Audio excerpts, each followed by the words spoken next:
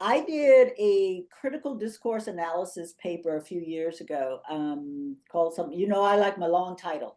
So it was like something like blameworthy women and responsible men. I'll drop it in the title.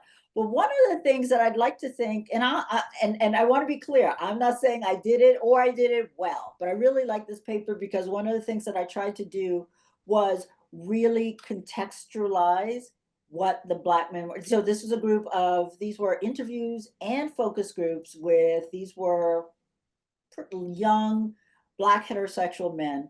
And they're talking about, I was interested in HIV risk and condom use, and what, what they were doing with that talk, right? And how they were sort of constructing things in this talk.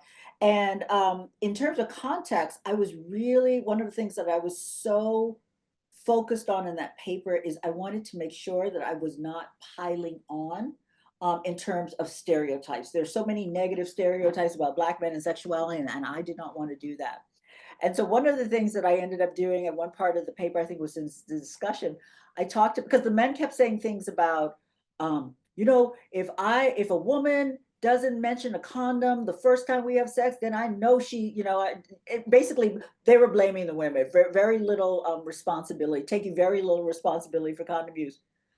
But their discourses also sort of match the discourses coming out of the CDC about prevention, which were tailoring messages about prevention mostly to Black women and not to Black men who are having sex with Black women.